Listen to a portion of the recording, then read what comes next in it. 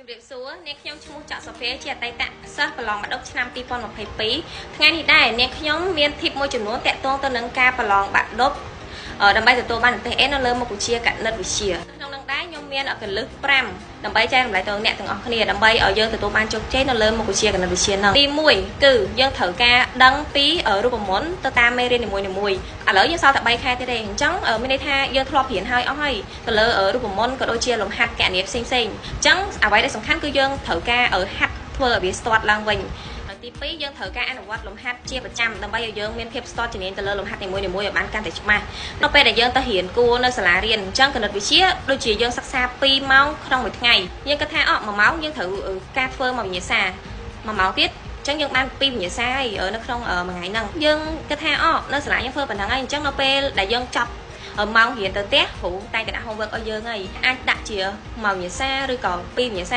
ទៅតាមសមត្ថភាពដែលយើងថាអាចធ្វើបានហើយអត់អញ្ចឹងយើងត្រូវការទៀមទាធ្វើវិញ្ញាសាដែលទោះបីជាវិញ្ញាសាហ្នឹងដែលក៏ដោយយើងធ្វើដើម្បីឲ្យយើងកាន់តែស្ទាត់និងគិតលេខកុំឲ្យខុសជៀសវាងការគិតលេខកុំឲ្យខុសទី3អញ្ចឹងចំណុចទី3គឺយើងតាក់ទងទៅនឹងការធ្វើវិញ្ញាសាពីឆ្នាំដែលធ្លាប់ចេញពីមុនមកតាំងពីឆ្នាំ2007មករហូតដល់2024ហ្នឹងអញ្ចឹងគណិតក៏គេភាគច្រើនដកស្រង់ចេញពីវិញ្ញាសាចាស់ហ្នឹងមកដាក់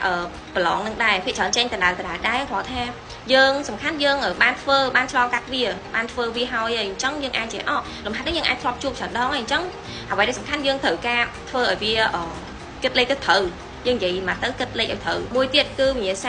គេក៏គេដកស្រង់ចេញមកពីសភៅក្រសួងដែរសភៅក្រសួងជាសភៅសិក្សាគោលអញ្ចឹងទៅគេយកលំហាត់ចេញពីហ្នឹងនៅពេលដែលបងប្អូនធ្វើ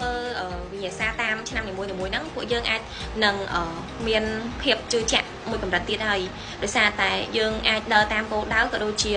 លំហាត់ដែលលក្ខណៈថាមានអត្ថប្រយោជន៍នៅក្នុងការចេញប្រឡងបាក់ឌុបម្ដងទៀតឡើងវិញអញ្ចឹងណាចំណុចទី4យើងត្រូវដឹងស្តង់ដារនៃការធ្វើវិញ្ញាសាអញ្ចឹងរមាំងទី1យើងត្រូវដឹងថារមាំងទី1ចេញអីអញ្ចឹងរមាំងទី1ដឹងតា limit ទេ limit គឺនៅរមាំងទី1ភាគច្រើនអញ្ចឹងចំពោះ limit ដើម្បីងាយស្រួលក្នុងការធ្វើងាកទៅមួយឆ្វាច់យើងអាចធ្វើបានយើងត្រូវការចាំពីរៀងរបស់វាឧទាហរណ៍រៀង0 0យើងត្រូវធ្វើម៉េចរៀងអណនគុណអណនត្រូវធ្វើម៉េច0គុណអណនយើងត្រូវធ្វើម៉េចចឹងមករមាំងទី2អាចជាអង្គតេក្រាល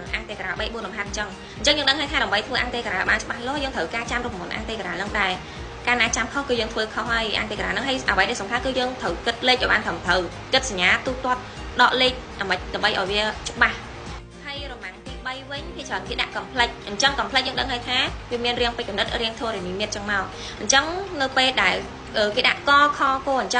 ងអ្វីដែលសំខាន់យើងត្រូវការធ្វើកនឹងឲ្យត្រូវការណាខុសកខឬក៏គវាអាចខុសតាមបើសិនតែយើងធ្វើអត្ថបូរខុសអញ្ចឹងយើងត្រូវការប្រយ័ត្នប្រយែងគិតលេខទូទាត់គុណដកអីគុណដកចែកបូកអីដើម្បីឲ្យវាច្បាស់ដើម្បីឲ្យវាត្រឹមត្រូវកាលណាអាលើត្រូវយើងមានសង្ឃឹមថាអាក្រោមវាយើងអាចហើយបន្ទាប់មករមាំងទី4គេចេញប្រូបាបអញ្ចឹងប្រូបាបក៏យើងទៀមទាត្រូវចាំរូបមន្តដែរហើយរមាំងទី5ធរណីមាត្រក្នុងលំហហើយនិងកោនិចអញ្ចឹងធរណីមាត្រក្នុងលំហយើងទៀមទាការចាំរូបមន្តកោនិចក៏អញ្ចឹងដូចគ្នាកុំឲ្យជៀសវាងការធ្វើទៅខុសយើងត្រូវការចាំឲ្យបានច្បាស់និងយើងវិភាគទៅលើរូបមន្តរបស់វាយើងមកកលើមិនយើងចាំឲ្យបានច្បាស់លាស់មកដើម្បីជៀសវាងការខុសលាត់អញ្ចឹងហើយរមាំងចុងក្រោយហ្នឹងគឺអនុគមអញ្ចឹងអនុគមវាបន្ទុកគេ35ហើយវាភាគច្រើនគេដាក់នៅក្រោមគេអញ្ចឹងយើងត្រូវការអនុគមទីមួយត្រូវដែរកំណត់ហើយអ្វីដែលសំខាន់នៅក្នុងហ្នឹងគឺយើងធ្វើម៉េចដេរវាត្រូវកាលណាក្នុងអនុគមបើយើងដេរវាខុសគឺលំហាត់ហ្នឹងគឺខុសអស់ហើយខុសតាំងពីដើមរហូតដល់ចប់បើសិនតែយើងដេរវាខុសហើយអ្វីដែលសំខាន់គឺយើងត្រូវការរកអាស៊ីមតូតកុំភ្លេចអីសោះចំណុចទី5ចុងក្រោយគេគឺយើងត្រូវការយកវិញ្ញាសាហ្នឹងនៅពេលដែលយើងគៀកងាយបំផុតហើយយើងត្រូវការយកវិញ្ញាសាហ្នឹងមកកំណត់ពេលវេលាធ្វើថាតើមកវិញ្ញាសាហ្នឹងយើងកំណត់តាមស្តង់ដារប្រឡងបាក់ឌុបគណិតម៉ានប្រឡងម៉ានម៉ោង2ម៉ោងកន្លះយើងប៉ាន់ស្មានខ្លួនយើងថា2ម៉ោងកន្លះយើងធ្វើបានអត់យើងធ្វើឲ្យអត់សល់ពេលប្រហែលដើម្បីក្នុងការពិនិត្យ check ឡើងវិញអញ្ចឹងអាហ្នឹងគឺវាសំខាន់ក្នុងការវាស់ស្ទង់សមត្ថភាពក៏ដូចជាការធ្វើរបស់យើងនៅពេលប្រឡងបើបងប្អូនឬក៏អ្នកទាំងអស់គ្នាចង់បាននិទេសល្អនៅក្នុងវិជ្ជាគណិតអាចអនុវត្តតាមវិធានការ5របស់ខ្ញុំនឹងបានព្រោះអីខ្ញុំធ្វើទៅគណិតខ្ញុំជោគជ័យបាន A ដែរពេលហ្នឹងខ្ញុំធ្វើដូចជាសល់ម៉ោងច្រើនណាដូចជាសល់ម៉ោងដូចជា30នាទីឬក៏40ទេខ្ញុំអង្គុយពិនិត្យឡើងវិញទាំងអស់ពិនិត្យទៅមានអីគណិតខ្ញុំត្រូវទាំងអស់អត់មានខុសផងណាអញ្ចឹងអរគុណអ្នកទាំងអស់គ្នាសម្រាប់ការទស្សនាវីដេអូរបស់ខ្ញុំអញ្ចឹងបងមានអីច្រើនទេជូនពរបងប្អូនឲ្យប្រឡងទទួលបាននិទេសល្អទាំងអស់គ្នានៅថ្ងៃទី18 ខែ 8 ខាងមុខនេះអរគុណ